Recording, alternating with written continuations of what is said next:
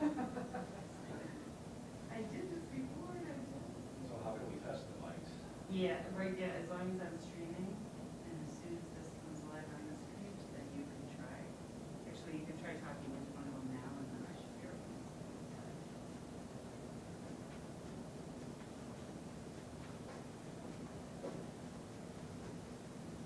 them. Oh, there. You can probably hear me.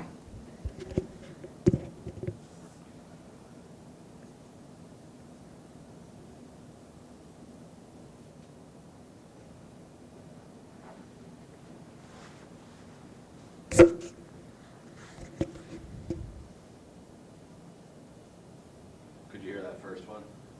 I can, it's not, it's like big delay time. Oh, that's a big delay. There we go, now it's finally on, and I can hear it. Okay, I'm just gonna walk through each of them. Here's mic 2.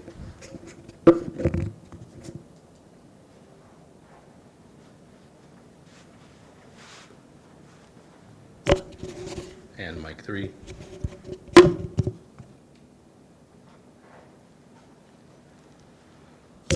Mic 4.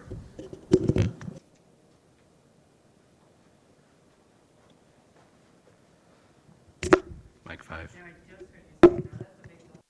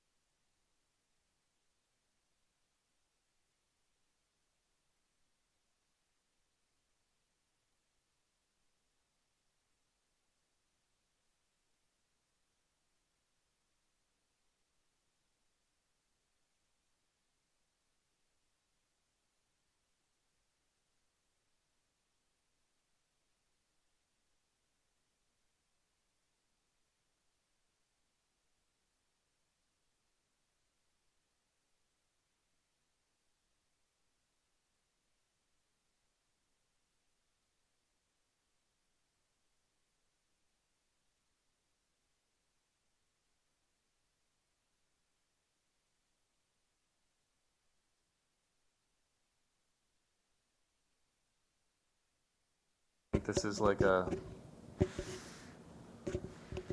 playing game.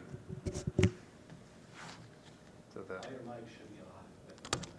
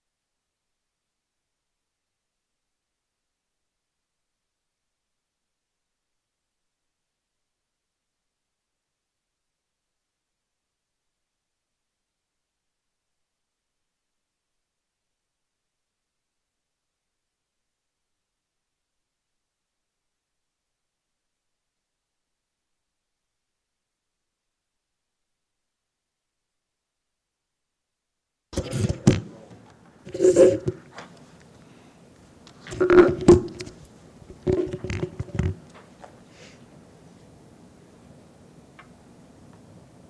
assume Bo's gonna start, right? Yep. You're on. Good afternoon, everyone, and welcome to our Staff Community Forum on Reopening. My name is Bo Wright, Superintendent of Schools, and to my left, Andy Whitmore, Assistant Superintendent of Finance and Operations. Dina Wilson, Assistant Superintendent for Instruction. Pat McHugh, Assistant Superintendent for Human Resources. Marilyn Anselm, Assistant Superintendent of Student and Family Services.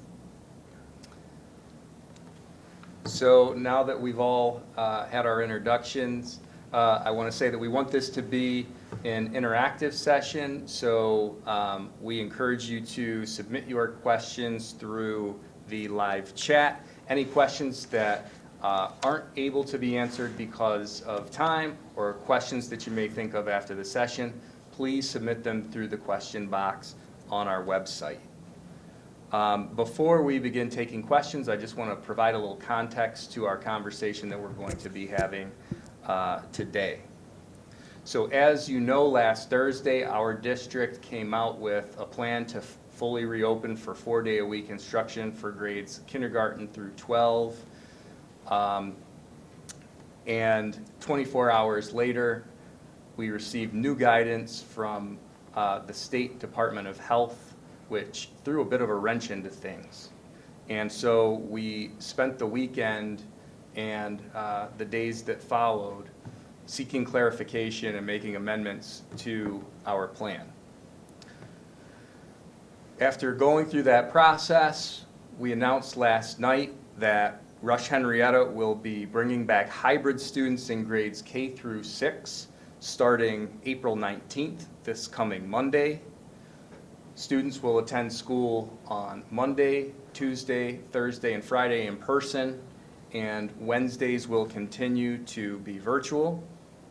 Unfortunately, given the new state guidance, we're not going to be able to bring back hybrid students in grades 7 through 12 right away due to the higher levels of infection rates within Monroe County. However, we're not giving up. We're going to continue to work toward bringing back our secondary students. But again, we're going to have to wait and see what happens with community infection rates. And we'll be evaluating the status of secondary reopening on a week-to-week basis. We established last night that if we're not able to bring students back by May 7th, then more than likely we will continue to keep secondary students hybrid if we're not able to implement our plan prior to May 7th.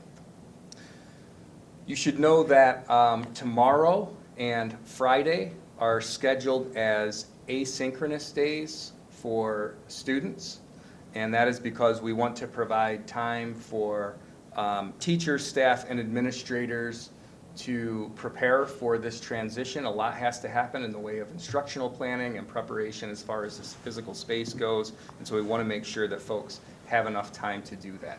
It should also be noted, because people have asked, well, if 7-12 isn't making the transition, then why have you designated these days as asynchronous for 7-12? And the answer is, again, because we're still making preparations and we're still planning to bring back secondary students. It just may not happen here in the next week or so. There's a possibility that it may not happen at all. It's really going to be dependent on how quickly the infection rates go down. But nevertheless, we're still planning and trying to do that. Students enrolled in cohort 3, some of our special education students, some of our students who attend the alternative program at the Webster Learning Center, they have been attending 4 days a week all along, and those programs will continue to be 4 days a week. They will not be asynchronous tomorrow and Friday.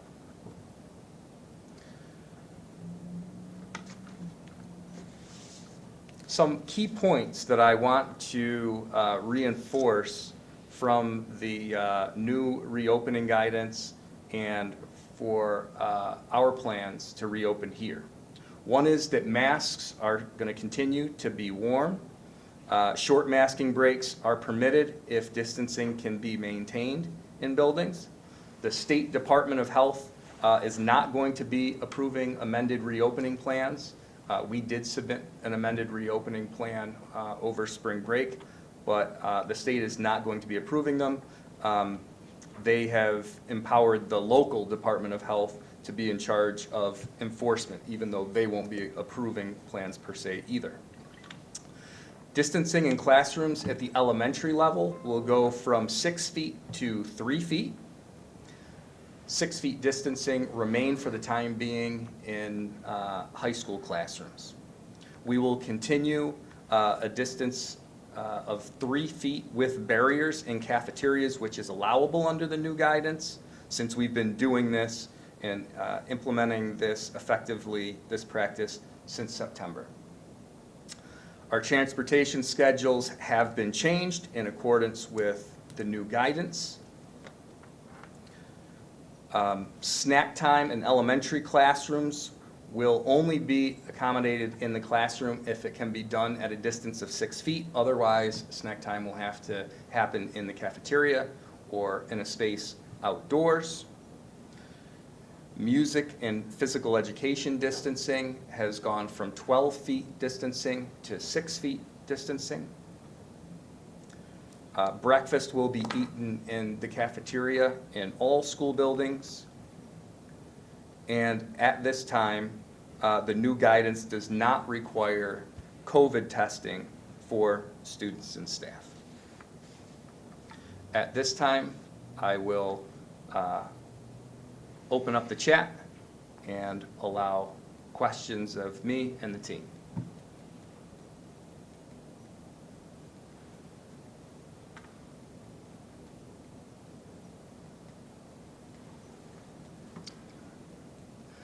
Since it looks like we have a minute while people are processing this information, I'm going to spin things over to my partner, Andy Whitmore, to talk a little bit about some of the factors that folks may need to know from an operational standpoint when it comes to cleaning and disinfecting, some of the choices that we had to make in respect to meals and the menu, some of the limited choices and some of the processes that we had to put in place, and anything else that you think the folks at home need to hear.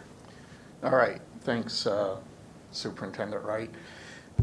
As far as meals are concerned, we already had menus developed for April and May, which is the cohorting version of menus. So basically the same options are offered Monday and Tuesday, and then Thursday and Friday.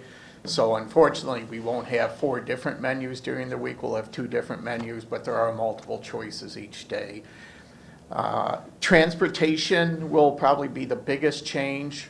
The guidelines are that we now can go to 2/3 capacity on buses, which means we can double up in cases where we need to. The good news is at elementary, it'll be very unusual where we have to double up on seats. We still have, with the ridership that we have and the parents who have elected to self-transport, bring their child to school, we're able to keep most runs at 1 per seat other than siblings, and there might be a few runs where we double up, but that'll be done at the tail end of the run, so there's shorter time. And ventilation on buses, now that it's getting warmer, we'll be able to crack the windows again and keep the ventilation flowing. And our cleaning and disinfecting protocols will remain in place. Every night, our staff does go in and they clean and every desk in the classroom, and they disinfect the entire classroom. So even with the added furniture, the added desks that we did put in over spring break, they are working harder and in some cases longer hours to get it done, but everything is still being cleaned and fully disinfected. Thank you for that information, Mr. Whitmore.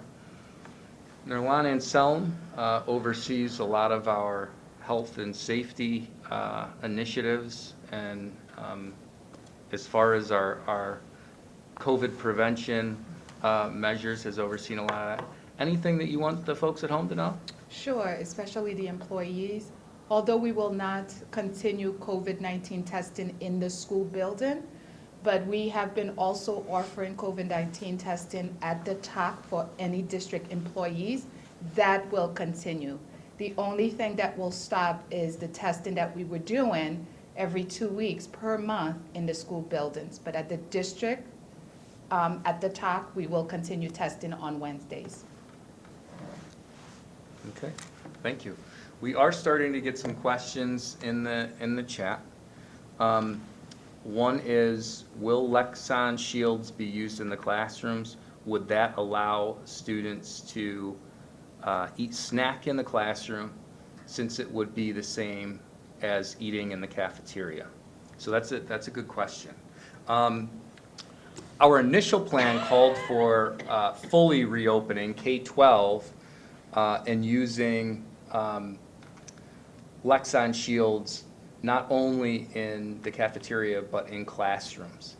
However, given the change in guidance, we were not able to follow through with that plan. We can continue to use Lexon shields in the cafeteria because we've been doing that all along since September.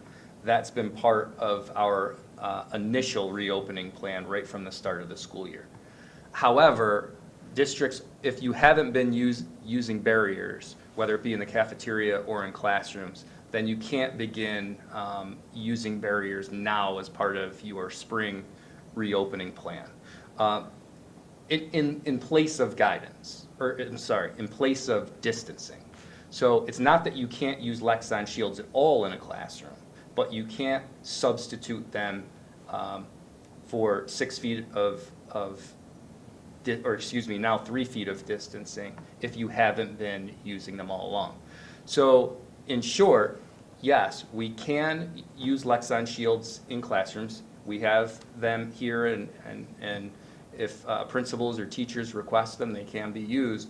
But you can't have students using them to have snack in the room. If you're gonna have snack in the room, then you have to be able to have a true distance of 6 feet between you and whoever is going to be next to you.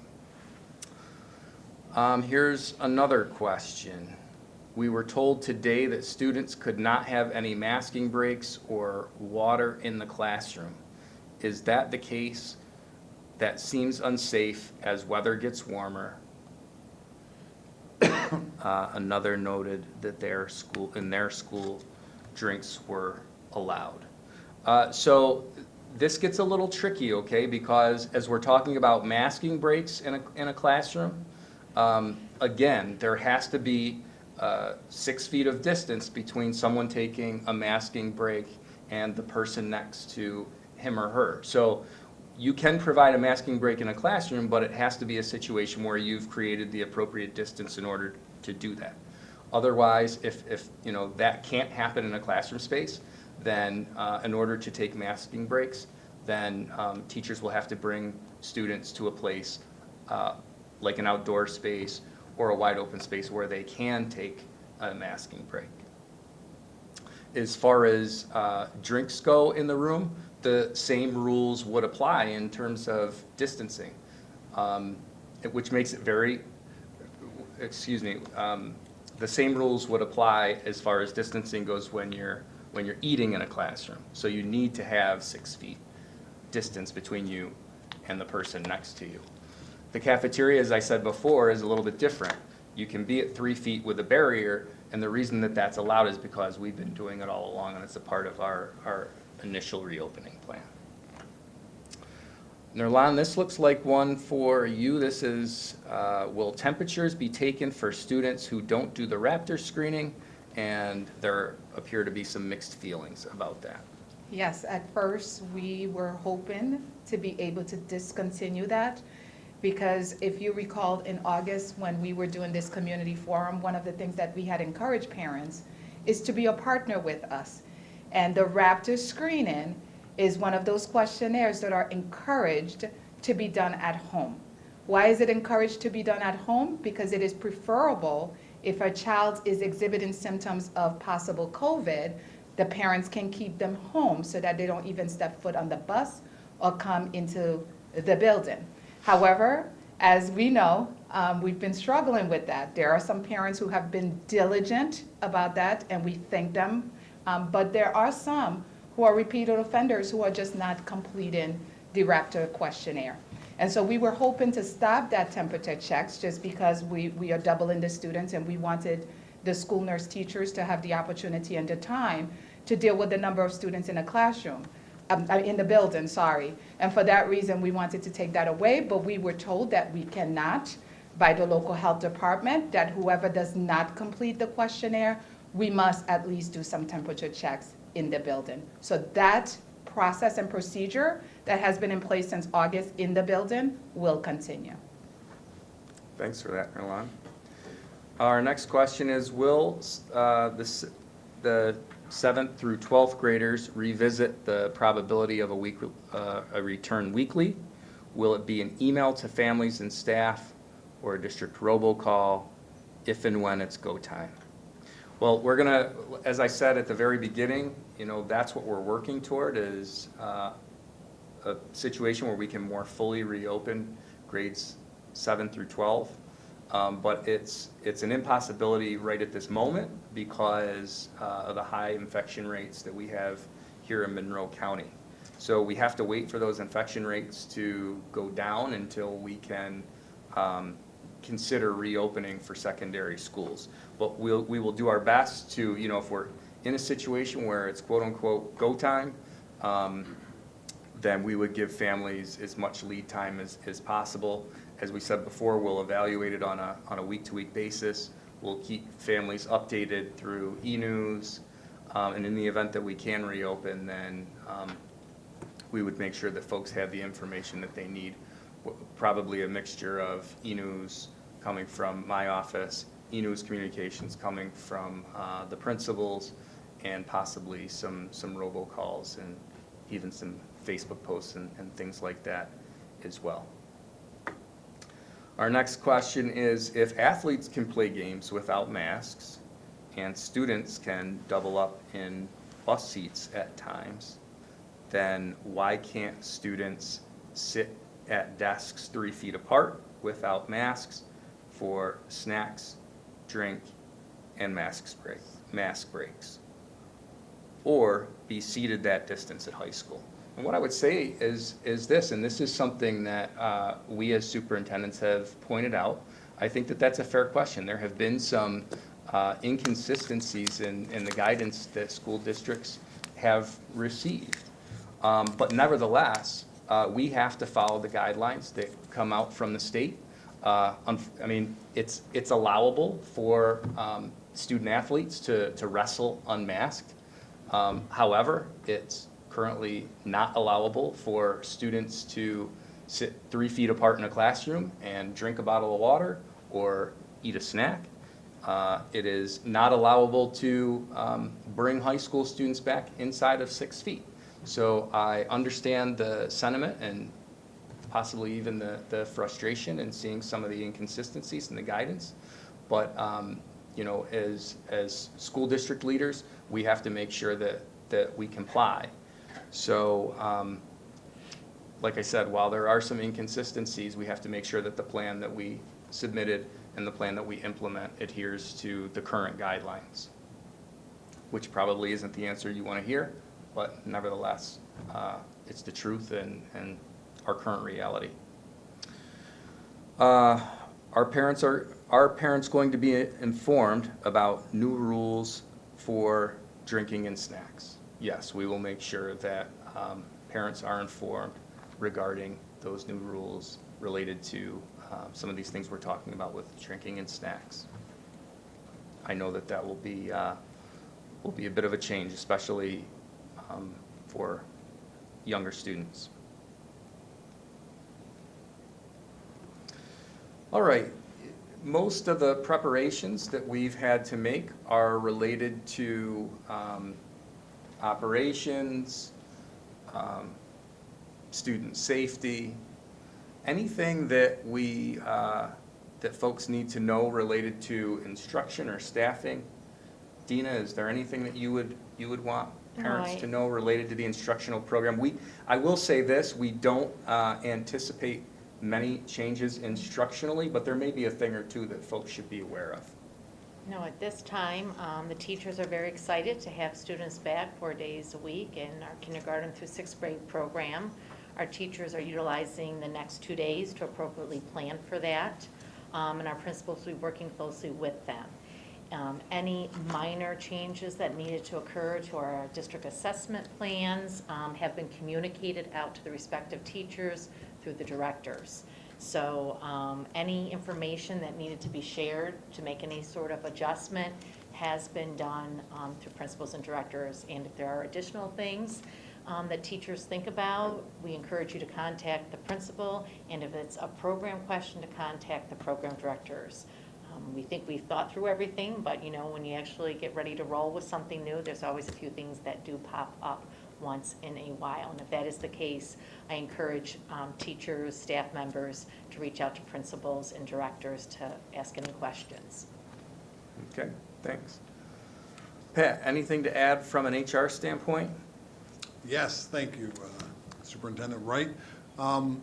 I first of all want to again thank all of our faculty and staff for their heroic efforts this year to keep our programs running and to make sure our kids are well served, and managing through several of these types of transitions as we continue to move toward a more typical school year. Just a couple of clarifications and reminders. As Mr. Wright explained, tomorrow and Friday will be asynchronous instructional days. They continue to be work days for all of our staff. So if staff were scheduled to work Thursday and Friday, you are still scheduled to work on those days. We've had a number of questions from staff who have been approved to work from home on Wednesdays when the whole district is in asynchronous instruction. As we will not be making any changes to Wednesdays, if you've been approved to work from home up until this point, you can continue to work from home unless you hear differently from my office. And if there are anyone out there who might be concerned or have questions about a change to their schedule, perhaps additional supervision at bus arrival or dismissal or at lunchtime due to the increased number of students who will be in the buildings, we encourage you to talk with your building administrator to get guidance with regard to your schedule. And that would be it. I appreciate that. Okay, we do have another question that came in. What is the guidance for walking in the hallway? If students are to be 6 feet apart at all times, that means the class line will be 108 feet long. I won't be able to supervise all of them or fit in the hallway. So at the elementary level, the appropriate distancing when students are walking in the hallway is 3 feet to the extent possible. The guidance does provide some flexibility there, recognizing that it's not always going to be possible to adhere to strict distancing requirements depending on the types of activity that are going on in common areas. So there is some flexibility there, but the guidance has remained the same in that if distancing for some reason is compromised, then students and staff have to be masked. At the high school level, the 6-foot rule remains in effect, but we all know we've seen what the high school is like as students are changing classes, and the same rules apply. It's to the extent possible, and sometimes it isn't possible, but the cardinal rule is that when students aren't able to maintain 6 feet of distance, then we just have to make sure that they're masked. Same with the adults in the building as well. So other questions that folks may be wondering about?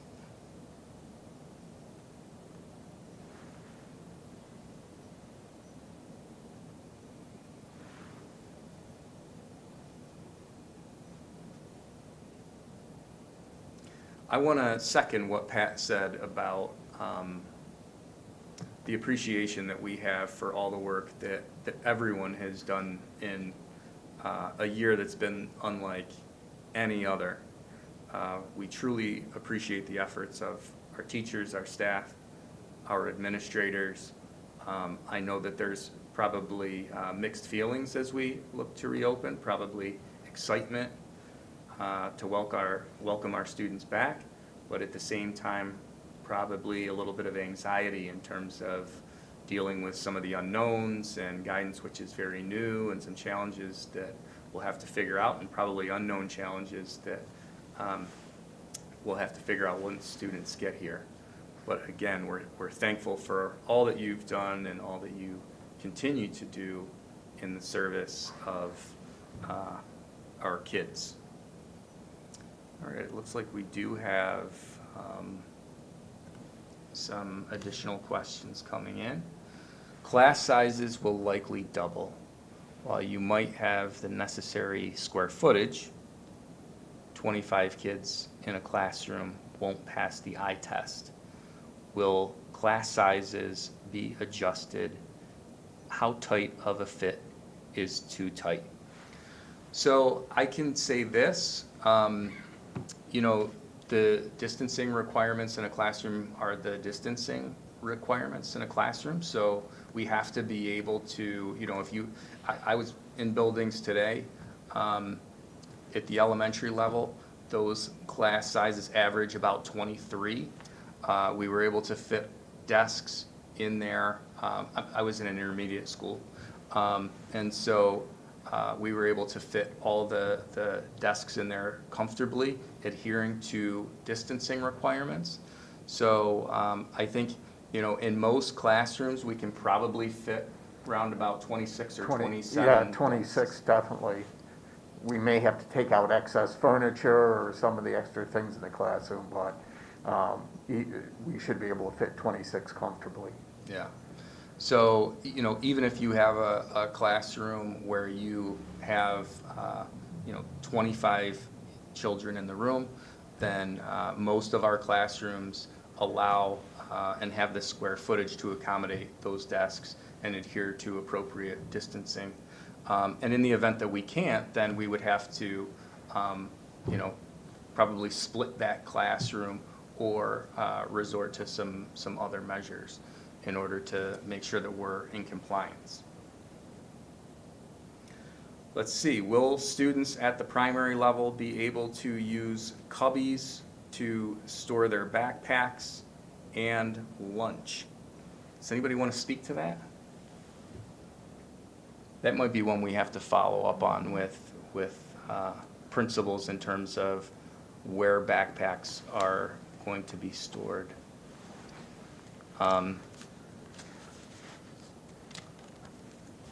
I would think, I'm trying to envision a classroom at that level, and I would think that would probably be the only place to store your backpack, but nevertheless, that's something that we'll follow up on, and we'll make sure that that's communicated to elementary principals through the principal's e-news communications.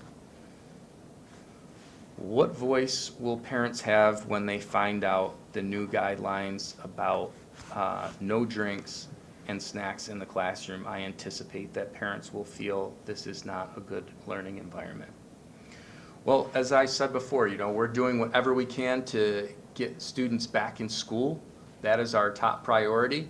And for many of our parents, it is the top priority for them as well. However, we have to follow the safety guidelines. Otherwise, we won't be open for in-person instruction very long. So certainly, we'll continue to work with building principals to come up with reasonable solutions for addressing some of these things around drinks and snacks in rooms. And certainly, we'll, you know, we're always open to feedback from our parents as far as, you know, the way that we run our day-to-day operation in schools.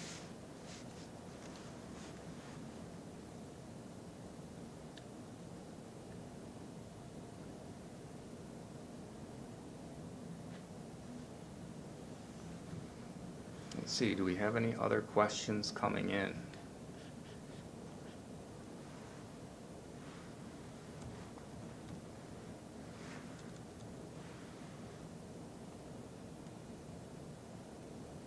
I have a topic that I oftentimes get emailed about, and that is, people will email me and they'll ask why we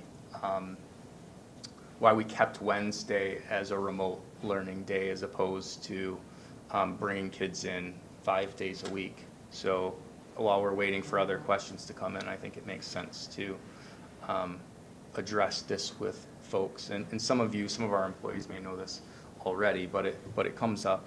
Outside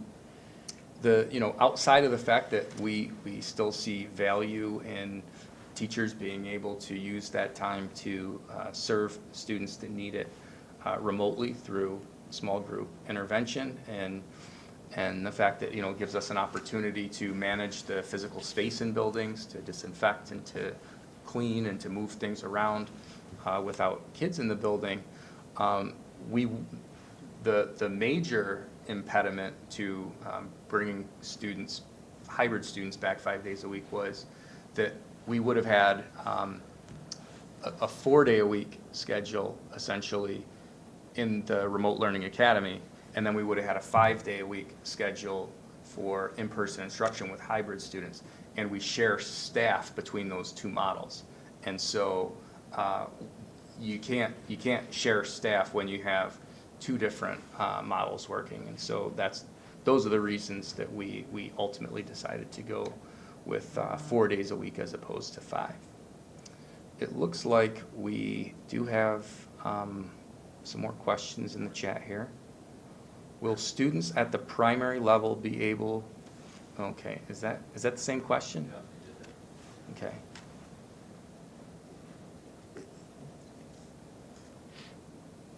So is that new and they just didn't hear my answer, or was that or did I read that already? You did that one, so Okay. All right. With classes at 25, are smaller classes at the elementary level not a priority in our district anymore? Okay, so this says with classes at 25 students, are smaller class sizes at the elementary level not a priority in our district anymore? Small class size initiative continues to be a priority. I'm going to have Pat speak to that a little bit as far as the guidelines for class size.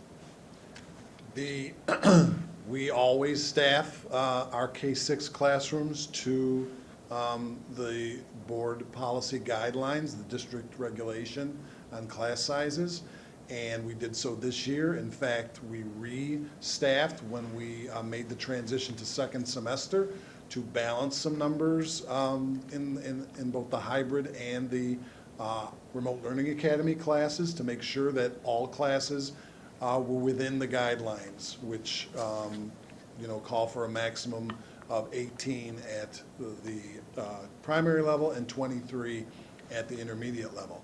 The reason we have a handful, and it really is a small number of classes that may be above that by 1 or 2 students, is because of some new entrants that may have come in. And of course, while we were in the hybrid, we were at half those classes, so you're looking at 12 in one or 13 in another, so you don't really notice that as much as we pay close attention to it if we were in a single cohort.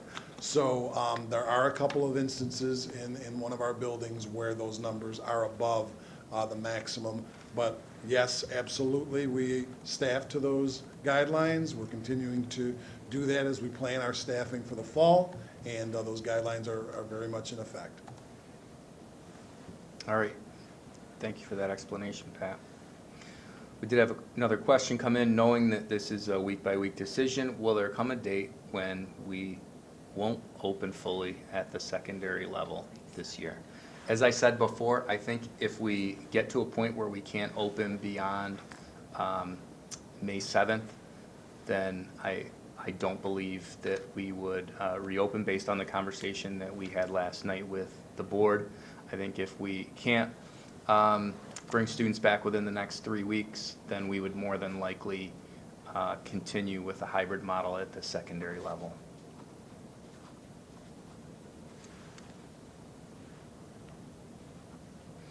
You know, it's been interesting.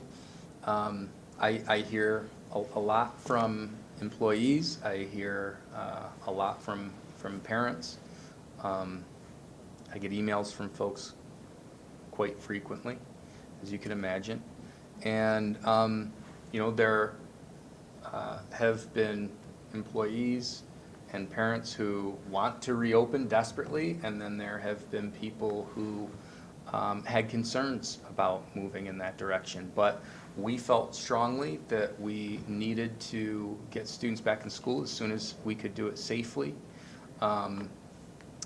And, you know, that argument about waiting till September, we felt like not only do we need students here to address issues around learning, but we want to do what we can to support students from a social, emotional, and mental wellness standpoint. As you know, that's one of our district priorities.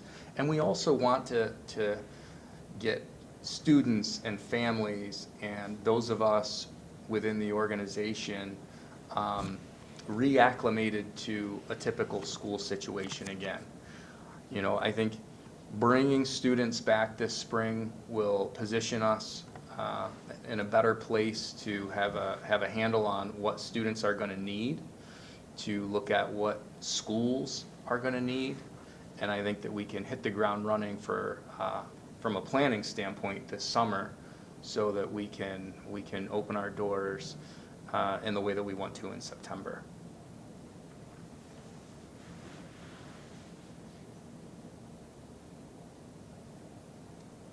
All right, let's see if we have other questions coming in.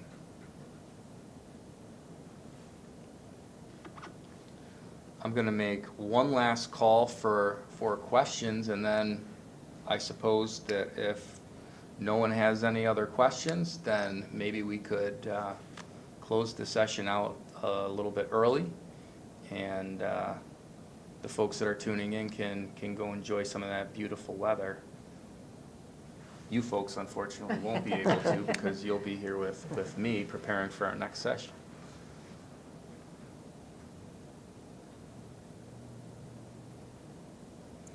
And, you know, if you think of questions after we end the session, then you can always submit them through the website using the Contact Us button.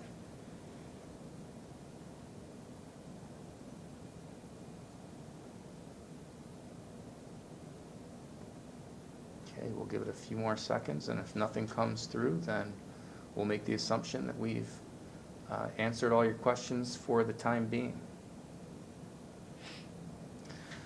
I want to thank you not only for tuning in here today, but for all that you've done for Rush-Henrietta and our kids this year. We truly appreciate it.